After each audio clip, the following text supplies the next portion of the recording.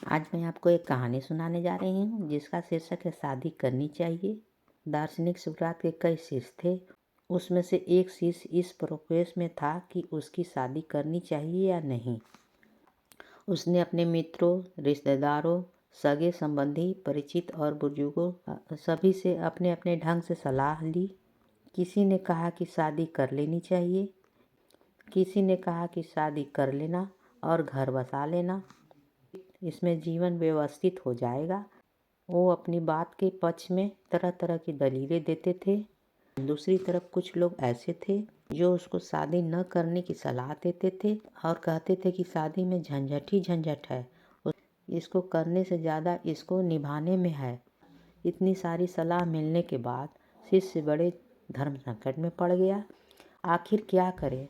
आखिर उसने अपनी गुरु से सलाह लेने का निश्चय किया। शिष्य का सोचना था कि गुरु ही सही सलाह दे सकते हैं, क्योंकि खुद उनका पारिवारिक जीवन बड़ा कष्टकारी था, इसलिए वह ज़्यादा व्यवहारिक और सही सलाह दे सकते हैं। शिष्य सुकरात से सलाह लेने आया। सुकरात ने कहा कि उसको शादी कर लेनी चाहिए।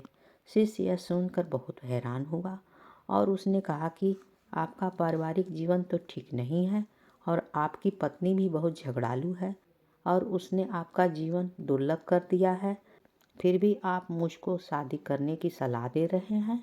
सुकरात यह सुनकर मुस्कुराए और कहा कि यदि तुम्हें शादी के बाद अच्छी पत्नी मिल गई तो तुम्हारा जीवन संवर जाएगा, क्योंकि वह तुम्हारे जीवन में खुशियाँ लाएगी और उसी खुशियाँ की बदौलत तुम सफलता के नित नए सोपान को छुओगे। और मेरी पत्नी जेथी की तरह कर्कश पत्नी मिल गई, तुम्हारे जीवन में इतनी समस्याएं हो जाएगी कि तुम मेरी तरह दार्शनिक बन जाओगे। यानी कुल मिलाकर शादी किसी भी तरह से घाटे का सौदा नहीं है। कहानी होती है समाप्त।